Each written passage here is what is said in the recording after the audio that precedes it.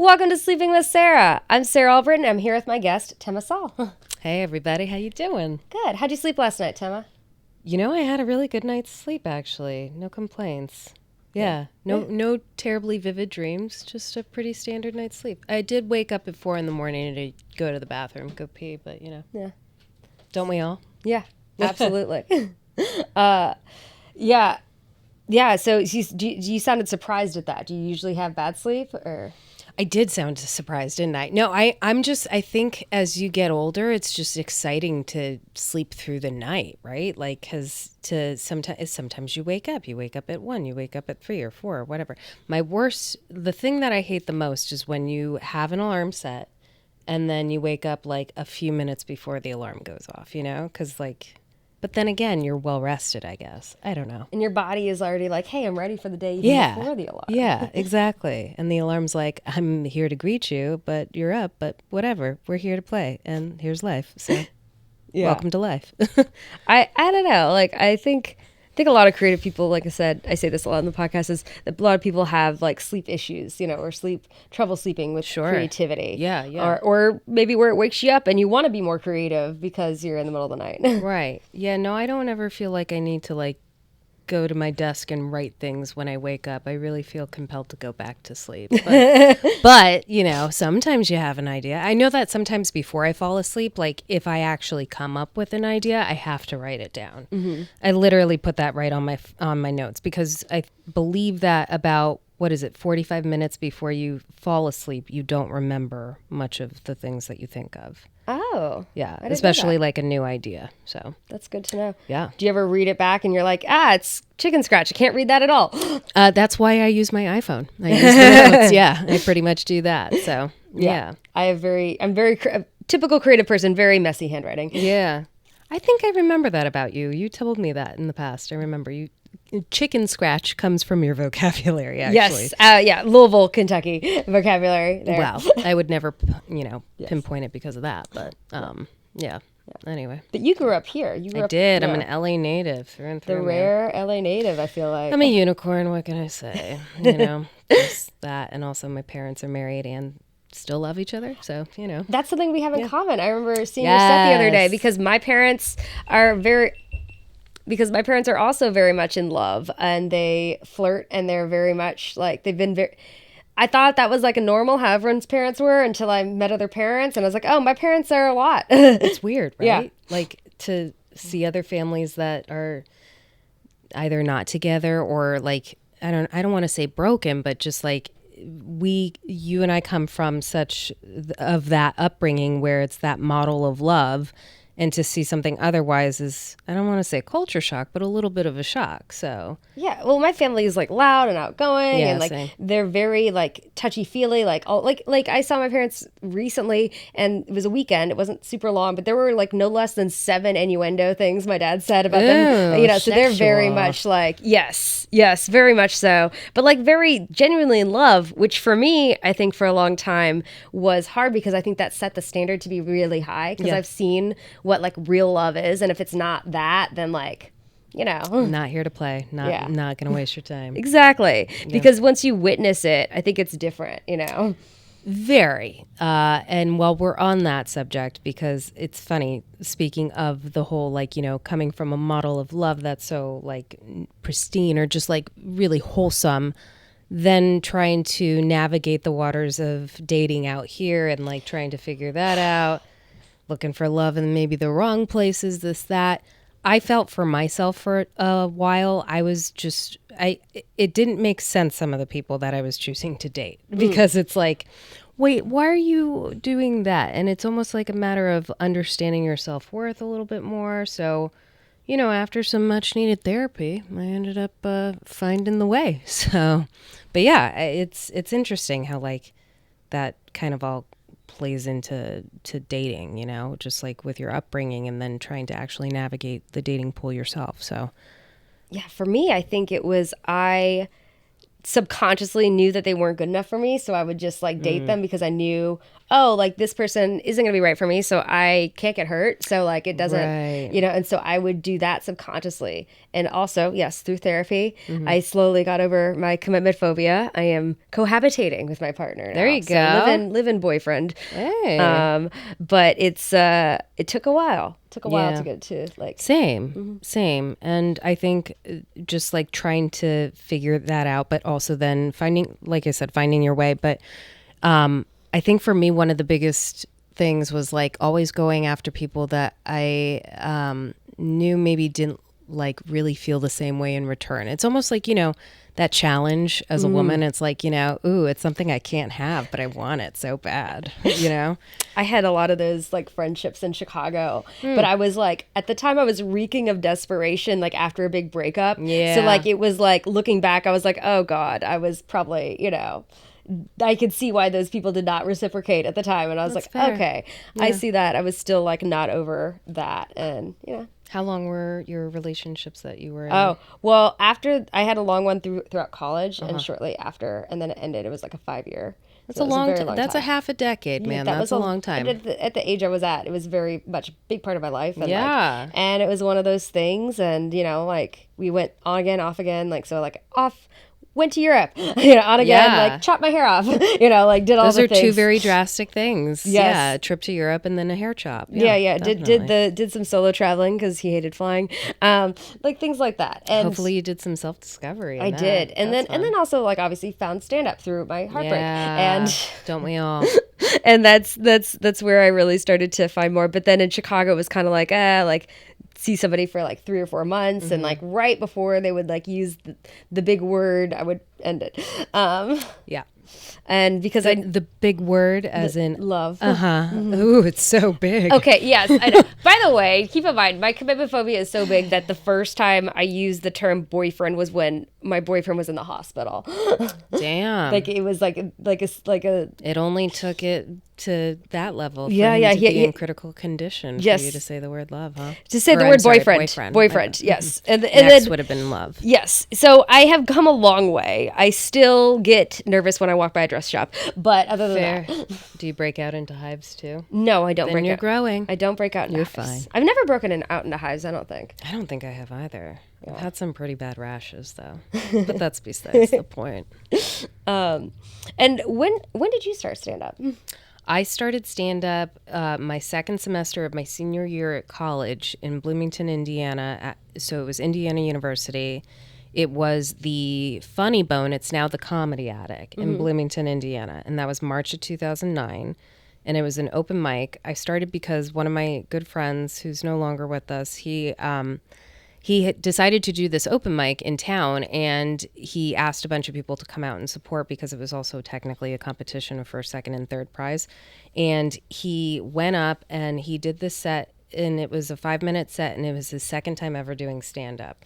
And he was so inspiring to me that when we were all out having a drink afterwards at the upstairs pub, I said to him, Jeff, I'm so inspired by you. I definitely want to try stand-up. And he said, well, Tema, you should. You're funny. You're Jewish. You actually have a chance.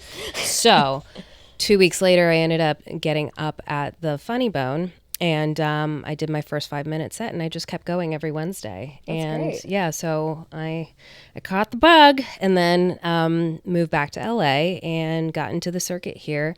So I like to say I've been doing stand-up for, I started 14 years ago, but I've been active for 10 because I took like a 4-year break. So well, I appreciate the honesty there, because I feel like some people will be like, well, I've been called out for it before. So I was like, yeah, I've been doing it for 7 years. And they're like, Tema, you've been kind of active for 4. I'm like, okay, or 3, whatever. Anyway, so.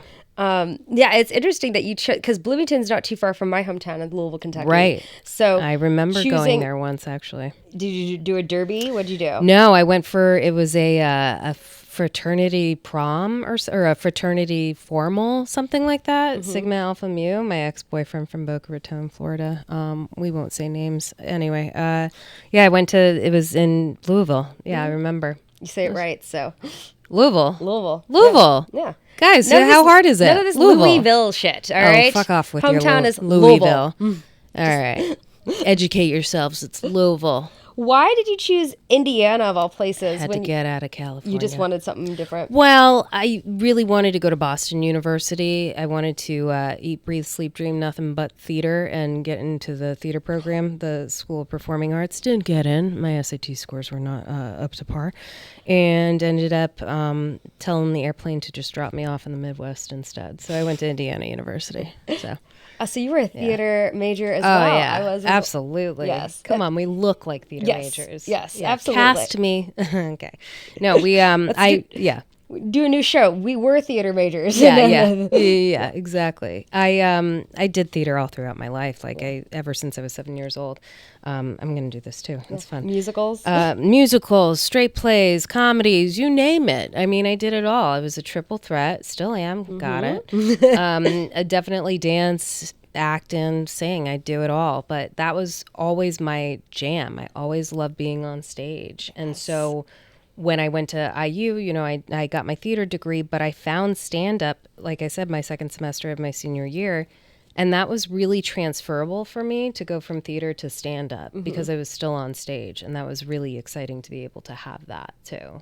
Yeah. So, but now that we're out here in LA, I knew that when I was going to graduate and come back out here, I was going to move into television and film, and that's what I've been doing ever since. So. Yeah, you've done stuff with like Life in Pieces and Abbott. Yeah, I'm on Abbott. Yeah, I'm on Abbott. I just well, I was just actually I was picketing with my Abbott writers and such. So important. Yeah, it was great. Yeah, I stand in on Abbott Elementary. I stand in for the wonderful Lisa Ann Walter. She's fantastic. I have a great relationship with her. In fact, her oldest son and I are friends from way back in the day from doing Temple youth programs. So, that's great. The Jewish connection. Yeah. No, it is. My partner is Jewish, and he's gotten a lot from he's part of a Jewish fraternity, and so just from that. Which one?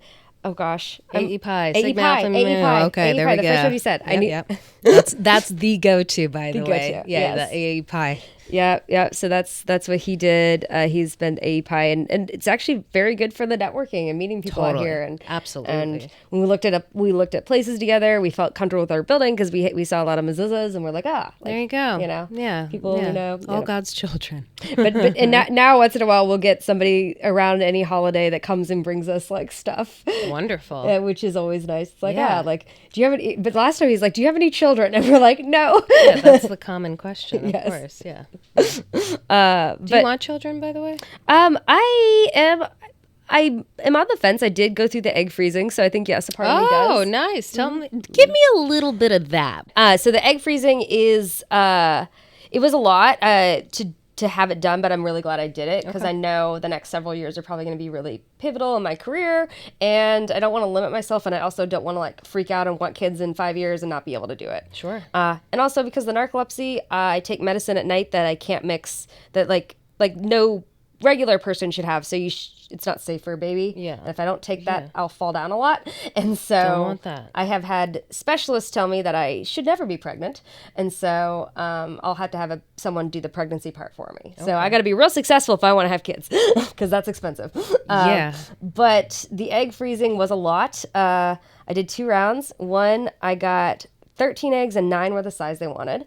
Okay. In the second round, I got 20 eggs and 19 were the size they wanted. Oh. Good second round. Yeah. Well, actually, I found out one of my monthly products had PFAs in it between that time, and I switched products during that time. I'm not saying it had a direct effect. Oh. But yeah, if you're using things, stop. Wait, PFA. What is that? It's like a forever chemical, I guess. Okay. In some things, and that can affect fertility, apparently. Wow. So I read that was one change I did. I'm not saying it all had to do with the change. I was also taking like, prenatal vitamin, like weird stuff. It's like you don't want your body to like do these things. Right. But the biggest problem was when I froze my eggs, like the 3 weeks of it, you can't have sex. They don't want you to, they want you to be on like no heavy exercise, no drinking, no smoking weed. You want to be on a low carb, low sugar diet. No fun. And I always like joke that it's like, is this when I finally get into like, sound baths and stuff? Like, that's the only thing you could do. Yeah. Deep meditation. I did some video games. I played some video games. I'm like, okay, I will smash some Smash Brothers. Yeah, if you can't smash in real life, smash those Smash Brothers. There you go. But it is hard when they pump you full of hormones and you are sitting next to a person that you love and that are attracted to, but you cannot have sex. Otherwise, you become the Octomom, which is the terrifying thing. Yeah, don't want that. You don't want that. But it's a lot emotionally. I was very lucky that I have a very supportive, understanding partner. Yeah. So was this within the last 2 years? Yeah, this was in the last year. I did last year. Yeah. Whoa. So I did it last August, and then I did it in January. And you and your partner have been together for how long now? Oh, yeah. So we've been together a little over 2 years. So it had this. He understood that I'd been thinking about this before him, and it doesn't have anything to do directly with him. Sure. Like it's like a separate thing, and it's no pressure. It wasn't like, hey, decide right now if you want to have kids with me, because that's of course, coming from commitment phobia. You know, I have a lot. Yeah. So, but yeah. So but they shoot you with a ton of hormones, and you become a crazy person for a bit. So I've heard. Yeah, it was I went from 41 estrogen level when I first started this process, and then right before I got the eggs taken out, it was about 8,000. So I don't know anything about this process, but that's a high jump in numbers. Yeah. It's a very high jump in numbers. Yeah, very high jump. Wow. I definitely had moments where I fell like after having dinner one day, I cried for 30 minutes because my boyfriend showed me a YouTube video about that bananas are going extinct, and it made me very sad. I mean, potassium going out, that's a hard thing to handle. I get it. It's just the species of banana that we're used to. But it is going extinct, and it's very sad, and I cried for 30 minutes. I didn't know you were that passionate about bananas. I mean, you don't think you are, but then when you're on a bunch of hormones, that also makes sense. Yeah. Yeah, but I think I relate. I'm not saying I will fully ever understand what it's like to be pregnant, but that's probably the closest I'll come. Right. And the nice thing is I don't have to worry about it anymore. It's all frozen. If you freeze your eggs in Los Angeles, they all do it at the same location in Beverly Hills. Oh. I guess unless, depending on how far out in the valley you are, or if you're in Orange County, they're separate places, but everyone goes to the same facility. So I feel safe knowing that my frozen eggs are alongside celebrity frozen eggs. So nothing is happening to that facility. I feel very God safe. Willing. Let's hope not. Let's hope that there's not like some sort of robbery of frozen eggs. Beverly Hills the robbery of Beverly Hills. Yes. The robbery of the year. But and I'm really lucky. My very understanding boss, because I still have my side gig until comedy's full time. Hell yeah. So because he's had 2 sons via surrogate, and so he actually understood the process and like was super understanding, which is very nice. That's awesome. But I went to the doctor every other morning to see how everything was going, and I liked doing that. There are some that will just check you like once or twice, and then like later, like only do a couple appointments. I'm glad I went to one that did a lot of appointments, because that way they could see how it was growing and adjust medication. Yeah. And it's giving yourself shots, which is not fun. No. But I feel good now. I don't have to worry.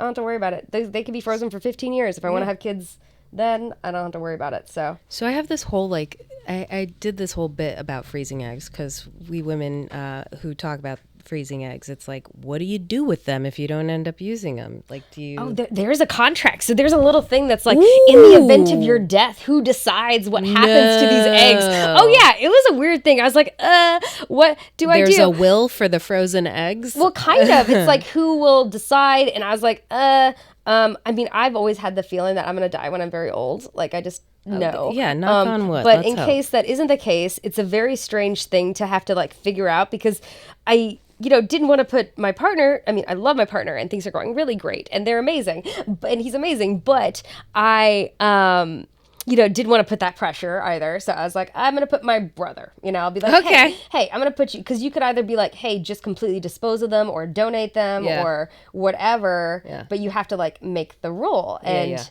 I don't know, like, how the laws are going to change as well, because that complicates stuff, in however many years. Hopefully the laws will change in a good way. California has this very protected, so that's great. Yes. But there are a lot of problematic things, especially when it comes to eggs, because if you do an embryo, which is if it's donated, so you can do those have a better chance, which is why I tried to get so many eggs, because if it's just an egg, then you still have to impregnate it with a sperm, make an embryo. But you can also freeze embryos. Embryos have a stronger chance, right? If you know that. But then that's like a different thing. So in other states like Indiana, if you have an embryo that doesn't survive, if they technically just like let it go, then that can be a problem, because that's technically, so there's all these different rules that people aren't thinking about when they're pushing for all these extra laws that hopefully will get people out to vote and want to change things. Yay, progress. Yes. I know you're also someone who's pretty active and, aware of what's going on. Yeah. I do my best, I'd like to say. And you do it to a point where it's like you are passionate about the certain circumstances or the different rules or, just the bands, the bills, all the bands and the bills and the bands. Yeah. That's a fun thing to say. Sounds like a ukulele song. Oh God, I hope not. No. You did a whole album of it. I did. And you know what, Sarah, it's funny you say that, because I feel like with the ukulele, that was such a big chapter of my dating life too. You talk about how you went through, with commitment phobia and everything. And for me, I wrote that, I did that album after a 4.5-year relationship. Oh. So to me, finding the uke and literally writing every single song from total scratch, learning the uke on my own, was one of those things where it was very therapeutic. And it helped me kind of just string all of the memories together, put a little bow on it, and that chapter is done. You know what I mean? Yeah. And don't get me wrong, I love the ukulele. I still got it. For me, stand up and the uke, they're two different things. And you can put it all together and it works at times, but other times I'm not like Morgan J, I'm not like Luke Knoll. And these are great comedians who just have crushed it when it comes to musical comedy. They make it so their own. And I think for me, to have a ukulele in front of me, I don't necessarily do the riffing. I do pre-written songs. Yeah. So and I enjoy that, but I don't know. I've really enjoyed leaning more into total joke writing. I really have. Well, it's really cool because you evolve. You can do it all. And that's you the really thing people forget. You evolve as a performer, as a comedian, Totally. just like musicians evolve. Exactly. So we're allowed to have that freedom. Absolutely. And that's what's really cool about having those skills, is if you want to come back to it, you can. And it's there. Or if you just want to do every year, just post the Hanukkah song, the Lonely at Christmas song. Yeah. Chronica. It's the gift that keeps on giving, And same with Puff Puff Passover. These are seasonal songs, and they will continue to keep on keeping on the hits. I think those are great. Thank you. I am pretty proud of them. Yeah, I think those are very enjoyable. Thank you. My partner had his first Christmas. He came back with me for that 2 years ago. But this last year we had a portable Hanukkah thing, because Hanukkah happened at the same time as Christmas this year. Did. And so my niece, he was showing, because my 3-year-old niece was asking about it, and he was trying to explain it to her, and she's after he lit it, she's can I blow it out? Nope. Definitely not. You cannot. I appreciate that she asked, and he was able to say no, and that she didn't just do it. Thank goodness for that. But I was told that even a lot of little Jewish kids will also ask, because they're used to seeing it at birthday. Candles. You see a candle and you associate it with a birthday. Yeah. And you think, oh, I'm supposed to blow this out and make a wish. Yeah. Make a wish, then blow it out, But it's I think that's great. And also, I highly recommend different children's books, Hanukkah children's books. Oh, that's a good idea. So I babysit for my neighbors, and they don't celebrate Hanukkah, but they do through friends. And so they're always learning and very open to it, which is great. Educate your kids on all kinds of religion. I think that's very important. Because it's important to at least spread awareness and education, and that way, hopefully down the line, people are not ignorant, arrogant to certain things that are going on around the world. So I think that books are a great way to help children better understand. I mean, with picture telling and storytelling, and just, with someone being able to read that book to a child, that just helps them better understand it. So that's a great idea. And also, what can I say? Babysitting is a big thing that I do. So that's also why I totally respect and I fuck with Nickelodeon, because I feel Love Rugrats did that at Passover a time special. when no one was doing that. Yeah. Passover and Hanukkah specials. Exactly. And I think when they got Susie, I think they did a Kwanzaa episode too. Yes, they did. So that's why I really like looking back, like seeing those influences is kind of a big deal. Like I grew up in Louisville, Kentucky, but they have a larger Jewish population, so I was exposed to that pretty easily. Yeah. But it's a great way to understand it in a better way. Just the way they explain it. The way they explain it is great. Like I recommend those episodes for adults to watch because it's such an easy, palpable thing to how they're explaining it to a kid. It's like easy to get. Anytime you're watching a cartoon, that I feel is like a great form of storytelling, and like it makes it lighter and more nostalgic, and just Also, I also like the Pixar shorts are great to watch. Yes, absolutely. Because they do storytelling without any words. Yeah, and it's amazing. So good, so good. And you probably watch a lot of cartoons when you're stoned. Yes. No? I mean, I watch cartoons whenever the mood strikes. What do I watch? I mean, I love Big Mouth. That's not for children. What else? I mean, when I was growing up, I was big into Nickelodeon. Yes. So I was all about Doug and Rugrats and Real Monsters. Rocket Power, was it? Mm-hmm. What else? Ren and Stimpy. That's a classic. Daria. For sure. Hey Arnold. Rocco's Modern Life. And the thing is that they got away with some cool things. Rocco worked for like a sex phone center. Yeah, he did, didn't he? Yeah, there were some things that they totally snuck in there that they were really able to get away with just because I don't know why. Do you ever like go back and actually rewatch these things and like catch things that you never really caught? Like I watched a couple, but I haven't. But that was the one I realized, and then. But I haven't watched all. I should do that. That'd be fun to go back and rewatch. Okay, just switching gears, but on the same topic of like going back and rewatching something and catching jokes that maybe you didn't get before. One of the greatest for me is Mrs. Doubtfire. Mm. So going back and just rewatching it and seeing all the different jokes that came in and all that, and because Robin Williams, R.I.P. Brilliant. Got to work with him before he passed away, actually, on The Crazy Ones. I was the writer PA. But anyway, he had so many. He's always quick. He always had these great one-liners and everything. And one of my favorites till this day that I remember is did you see that man? Oh, I have to go catch him. It was a run by fruiting. It's just like when he threw the line. Yeah. It's just a great moment. But I've noticed that as I've gotten older, like as an adult, going back and rewatching these things that were very nostalgic to us as children, you catch a lot of the jokes now and you understand it. In a different way. Totally different way. And also, that was a great example of a film in the 90s that involved somebody dressing up as a different gender, and it didn't hurt anybody. Nobody did anything with it. It was not, I don't know why we're having all these issues, but I feel like it's important to say, hey, I think that didn't hurt anybody. It was great. Nobody had issues with it. I don't know why we're banning drag story time when we're... Agreed. Hey, you know what's another great one? What? Tootsie. That's another great. I've actually never seen Tootsie. Oh, Dustin Hoffman, great movie. I haven't seen Tootsie. Great. Yeah, classic hits. Yeah, there's a bunch of them out there. Yeah. But yeah, I think that was a great classic. Yeah. Classic Robin. So you've worked a lot in the industry then, like doing different PA stuff and. It all started with doing background acting, and then jumped into doing PA work, and then I was doing stand-up PA work, background work, babysitting, taking classes at UCB or Groundlings.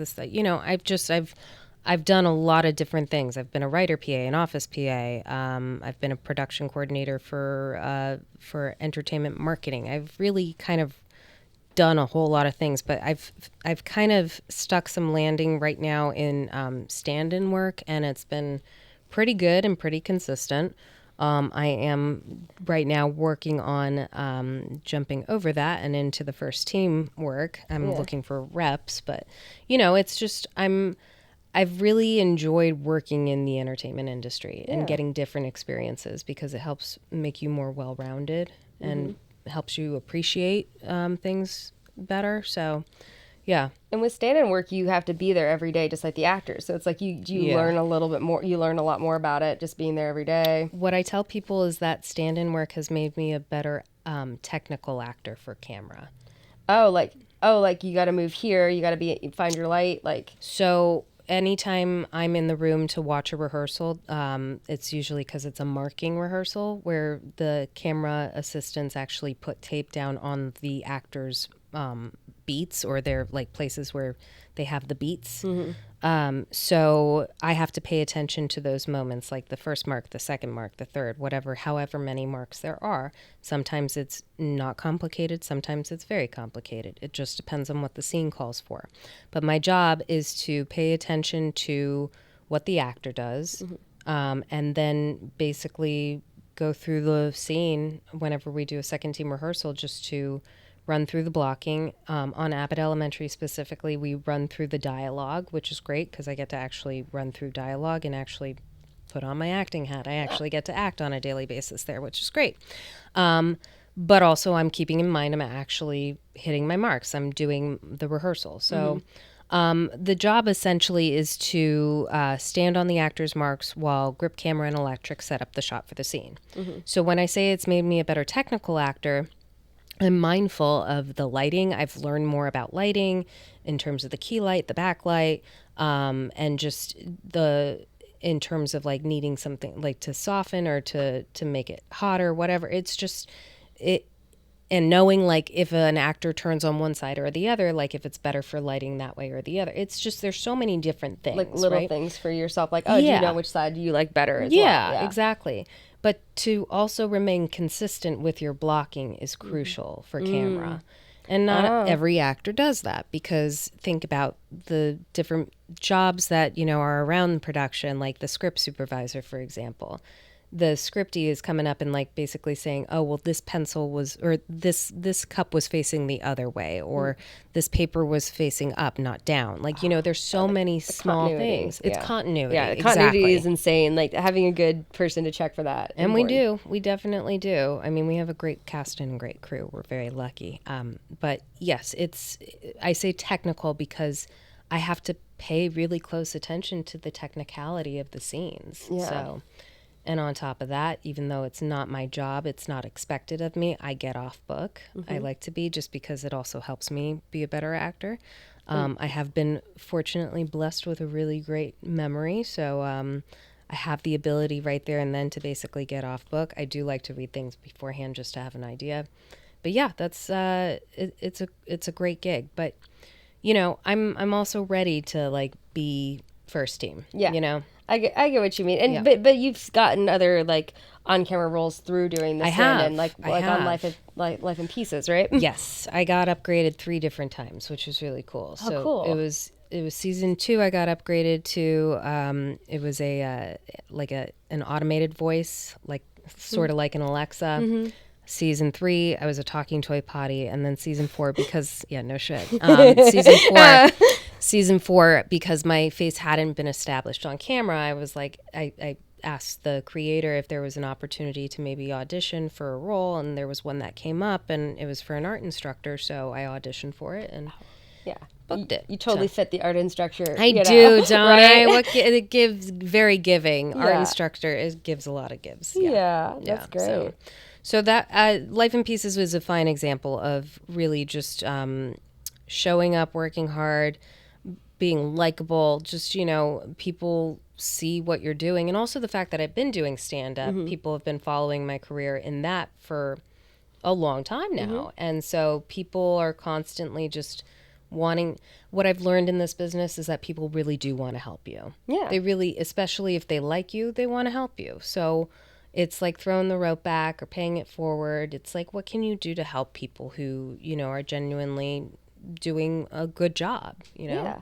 So I've been very lucky in that circumstance. So yeah, and I agree with you. I think that there is, I was talking about this recently as well. It's really important to like have, you know, like I think that you all like all right tides rise together. Like there's always a sense of like, hey, we'll all get there, you know? Yeah, I think the other thing is like your network, building a network. I think that having people to work with and trust and like, you know, follow and like support along the way.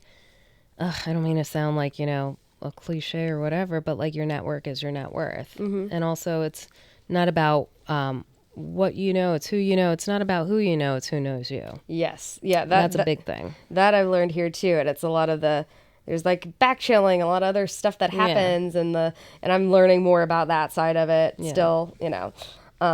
Is your partner in the industry then? He is. He's an actor. He's very talented. He went to Occidental for undergrad, and then he decided to do grad school at Harvard. Okay. So he did the ART, which is it was a program through Harvard, which is no longer available, but I think he was a part of the last graduating class for ART at Harvard, and he's just very talented. He's camera loves him. He does very well. He's very funny, very creative, and so it works with us. Because you guys understand we get each other. Yeah, we really do. I've never been so loved and supported by someone else, like really, who just gets me and whom I get. That's so great. It is great. I'm like, not to brag, I'm very much in love. So, I mean, and on top of that, like we're doing well in our relationship, and I recently have like moved back home to save up money because him and I are going to be moving in together. Ooh. So we're moving in that direction. That's good. No, it's all good. Do you find it harder to do stand-up because you're happy? Yes. Hard yes. But I think a lot of it also had to do with I don't want to blame the pandemic, but that threw everyone for a fucking loop. Absolutely. I mean, that changed so many things. Many things for people. I feel like if you were in a couple at the beginning of the pandemic, you're either like married now or you broke up, you know, and it's just, there's a lot of things that happened. Yeah, that was also really hard doing Zoom shows. Like, it's, oh God, you know, but I mean, thank anybody who watched the Zoom shows. That was greatly appreciated because that helped pay bills and things. But that was rough. I mean, one of the Zoom shows that I did, I decided to learn the choreography for "It's Gonna Be May." It's Gonna Be May by Justin Timberlake. Yeah, like Backstreet, was it NSYNC. NSYNC. It's Gonna Be May. Yeah, I learned the choreography thinking that would be funny for stand-up, and boy, was I stupid and wrong. Well, Zoom is just, you can't really hear. What else are you reactions. gonna do? Like, what can you do? It's like I told jokes, yes, but it's like, all right, what can I do that's visually stimulating? It was terrible. It was it was a lot. You know, you had family nearby, so that's nice, right? Not only nearby, within downstairs, basically. Okay, you know? well, yeah, because I pretty much kind of moved back in. Well, if I had family nearby, I would have done the same thing. Yeah, it makes I still total have the sense. apartment and everything. I still got my place, but like, you know, it was easy to live with them and you know, stay with them. So. Plus, I get along really well with my family. I know. You've said that too in your thing. I can't stop saying it. So there's no one that you butt, like for me and my brother, we butt heads for sure. You know, but like, you know, as an adult, me and my parents get along super well. So it's you know, I'm fortunate like you. Yeah. I enjoy company, you know, spending time with my family. But also I don't see them very often because they live far away. In Louisville. So, yeah. They're snowbirds though. They split their time between Louisville and Florida. Mm-hmm. Nice. So yeah, But I like California definitely better than Florida because the no humidity. Yeah. And the better politics too. Yes. Let's be real. Yes. Yeah. I'm not a big fan of Florida. Never really have been. My mom was really happy when my ex and I broke up because she was like, "Oh, I was not looking forward to visiting you in Florida." Oh God, she thought you would have lived in Florida? Well, she thought that I was going to marry this man. I didn't. I never thought, but hey, it's okay. It's fine. It's all good. Okay, it's all good. It's all good. That's all my good, catchphrase. which is her podcast. That's my catchphrase. That's my saying.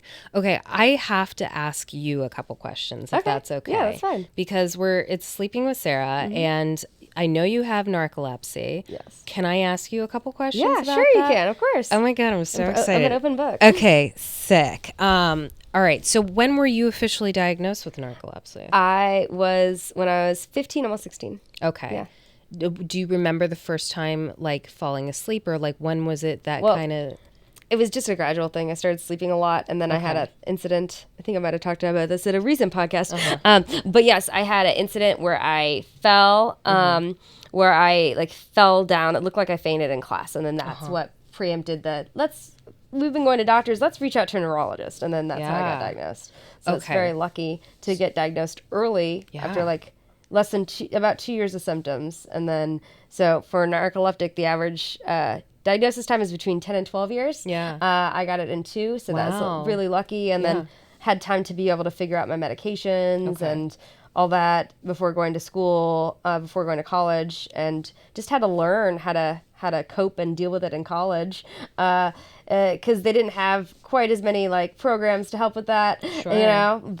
But it worked. I figured it out. I took medicine, and medicine got better, and Okay. Medicine helps mostly. So are you still on medication? Oh, yeah. I have to. Like, Yeah. I have a pretty serious case. Like, if I didn't, like, I need my medicine to stay awake. If I didn't take medicine, I'd probably sleep between, like 16 to 20 hours a day. Wow. Yeah. So, like, I'm a sleepy gal. Oh my God. Yeah. That's almost as much as a koala. I think it's 22 hours a I day. love that you have these random I was at the random San facts. Diego Zoo yesterday, so I mean. Oh, you were in San Diego? Yeah, my boyfriend and I had gone down there to visit and also see his brother and sister-in-law and 2 nephews. So we were all together, and Nice. so we went to Legoland and then the San Diego Zoo. It was a lot of fun. So yes, I learned a lot of really fun facts yesterday. Yeah. Okay, so you then, in terms of the medication now, you find it still helpful. Do you ever still have any incidents? Or? Oh, yeah, once in a while. Yeah. It'll happen, like the cataplexy will happen. Is Probably cataplexy when you fall, like just fall down? unexpectedly? That's what they make fun of in the movies. Yeah. Yeah, It's like- yeah. And it's a sudden loss of muscle control is what happens, Yeah. and it's like a kind of like a marionette puppet if you cut the Sure. strings. So I can feel it's coming on, but I can't communicate it enough to like let someone know. But if someone knows me well enough, they could see it coming and like catch me. Yeah. But Oh, that's nice. Yeah, my body usually falls it away. It's not going to hurt me, which is nice as long as there's something not physically in the way. Yeah, like a freaking plexiglass or something Yeah, like yeah. that. Or a bunch of knives. Jesus, I'm sorry. You think of like the darkest thing. Like, It was pretty dark. My apologies. no, it's totally fine. But A cloud of pillow fluff or marshmallow fluff. That's what I meant. Cotton Yeah. candy. yeah, but the cotton candy, the cataplexy, like I said, that Cotton still candy cataplexy. Yeah, say That's that fun. 5 times 10 fast. times, please. Yeah. So that happens at heightened emotions. You know? Okay, all right. Or sometimes a very specific trigger. Yeah. I have a weird specific trigger about it. This is why I don't really do puns on stage. It's a very specific feeling. You know the feeling when you say something out loud, but you don't laugh at your own thing because you're not supposed to laugh at your own joke, just Sure. like in conversations. Yeah. That sometimes would be a very specific trigger for my cataplexy. Interesting. This is why I don't do puns a lot, because I find puns great. Yeah, but me too. I'm always afraid of like having a cataplexy on stage for that if I do that. Wow. Have you ever had a cataplexy on stage? No, at close. I did a Kill Tony in Nashville when I was maybe 3 years in. 2.5 to 3 years in. And this was in Nashville, and it wasn't during the stand-up part. It was in the interview after part. Yeah, when yeah. I almost had a cataplexy. Oh, shoot. And Catherine Pavanelli was in the audience, Mm-hmm. and she could see it almost coming on. She was about to jump on stage and like catch me, which is so that's a good sweet. friend. Yeah. It's like it's gotten a lot better. So with the medicine, like before medicine, I would have a cataplexy like sometimes like 3 to 6 times a day. Yeah. And now it's like once every 2 to 3 months. So big difference. Okay, that's So- a huge difference for sure. And some days I still have like days where I'm tired, like Yeah. like this is a harder day for my narcolepsy, and it can be just a struggle day, and it can be a little harder, but the medicine helps a lot. Mm-hmm. Not perfect, if I take naps, sometimes I'll still do the hallucinating or Mm-hmm. sleep paralysis and that sort of Yeah. stuff, but it's pretty good. It's not a curable thing because it's all in the brain. Yeah. So this is neurological. Or is it also muscular? Some people say neurological, some people say autoimmune. Yeah. It's a very big debate that I've kept up on medical. I imagine. The fun thing is that the part of what causes narcolepsy is a lack of this chemical in your brain called hypocretin or orexin. It was discovered by 2 different scientific teams on different parts of the world at the same time, so it has 2 different names. Okay. Hypocretin or orexin, and that's what communicates in your body to your brain that you've had enough sleep, food, and it also involves arousal. So, Sick. Yeah, I could have sex all day, I could eat all day, I could sleep all day. I mean, that sounds like what I want to be doing anyway. Right. Yeah. If only, yeah. That sounds like a full day of work. Yeah, but I'll take it. But yeah, that's what those, hopefully that answers some of the questions. Yeah, well, I just find it, I don't know many people who are narcoleptic, so Yeah. I find it fascinating. And the fact that you also are so open and honest and like vulnerable to discuss these things, I think is important. Because again, it goes back to the whole educating people about Yeah. these things. So, because you also mentioned in terms of what they make fun of in the movies, like the movies are one way to depict something versus something in real life. Like there's also the spectrum of like narcolepsy and like how extreme, how mild the case can be. But like in terms of your case, what would you consider your case to be? Mine was pretty severe because I went to a sleep doctor in Lexington that had been in sleep medicine for 15 years, and he hadn't seen a worse case than me at the time. Love so that. I won that trophy. Yeah, you did. Good girl. But because it's like I was ambitious and interested in I was doing theater, but I could not stay awake. It was so hard. And Would you fall asleep mid-song? Well, no, not on stage. Never on stage, but like in class all the time, like everywhere, like you name it, I've fallen asleep there. But it's hard too, because even if you're interested in something, if you're like finding yourself like feeling tired, it's really hard. For sure. But it wasn't really until I started talking about it on stage that I really felt much more comfortable accepting it and like just being completely like, fuck it, I'm open about it. This is who I am, and it's been really nice to be able to talk about it. I think it's good whenever I do a bigger show that's like 150 or 200 people. Usually at least one person will come up to me and be like, oh, I know a narcoleptic, or I have a friend that was just diagnosed, and I think that's great. I think it's important to, or I'm diagnosed. I've talked to several people that had narcolepsy as well, and that's always nice because it's like, oh, like, something you can relate to. And well, it ties back to connecting with people. Yeah. And that's so much of stand-up, is being able to be relatable and to make connections and to be, worldly about it, I guess, a bit, or at least, just tie it in where it makes people feel comfortable. Exactly. So yeah, I think that's really interesting, man. So is it genetic at all, or? They're not sure. They haven't isolated a specific gene. Some people think it might be because they think. Well, is anyone in your particular? We think family? My mom had a milder case than me, but it was harder to like suss out because no cataplexy. Yeah. Which only about 45% of us, I think, have cataplexy. So what would be the other signs? Just sleeping a lot. I mean, my dog sleeps a lot. If you have hallucinations, dogs can have narcolepsy. Really? Yeah. There's a whole thing of dogs having narcolepsy. Oh my God. So you can see little dogs have the cataplexy. There are videos so you can see. Where they just kind of. Yeah, I mean, there's a lot of symptoms. It's like hard. And there's other things like brain fog where you like my memory is horrible. I'm pretty sure I have face blindness as well, but like face blindness. Yes, where like I don't recognize people's faces unless I've met them like a lot of like we've seen each other a lot, right? Yeah, at this point. But like there are some people that I've run into probably like 10 times whose faces I still have issues like remembering. Damn. And I'm bad about that. But that's all connected to the I think brain fog, confusion, and forgetfulness. Sure. So, like, I will sometimes repeat a story and not realize that I repeated it to somebody. Okay.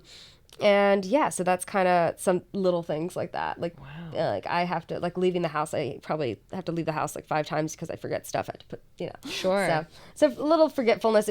We called it brain fog in the narcolepsy community. I think they also use that to describe some COVID symptoms as well. Well, yeah. That's brain fog. So that's, But yeah, there, like I have a good outlook on it though, because it's a way to, I know who I am, and I've got a good medicine regimen, pretty good right now. So it's not too bad, not too bad to have. Well, anytime I see you out and about, Sarah, you always have a very optimistic and positive attitude, and like you have a great just demeanor, and you've always been happy. Like I mean, so it seems like you've got it under control, but like also you've learned to cope and live with it. So well, I'm just happy that I'm like able to be awake and get out and do stuff. It's like exactly, like I enjoy being out and about and doing stuff, because there are times in my life where I didn't have the energy to do that, and so but thank you. Good. I feel like you're pretty positive as well overall. Yeah. And it's good to see you so happy as well. Like, Thank you. And also like, finding ways to, be funny, even like, my parents are so in love that this is what they're doing, Like, aren't you fucking jealous? No, that's not funny. That's just facts. As we're winding down the podcast, there is one question I always ask my guests, because we have a sleep theme. What are your dreams for the future? Oh, I see what you did there. Okay. My dreams for the future. I would love to, at least for this year, one of my biggest goals is to land really strong representation. I really want to land a very solid comedy manager to work with, to be able to work together to help bring my visions to life. And down the line, I have certain projects that I would really love to develop and produce and to also star in. So that's something. I mean, as long as I can continue to also like my big dream, my number one dream probably would be a series regular on a comedy. Yes. For sure. Mm-hmm. At least that's my next big dream, like big. Mm-hmm.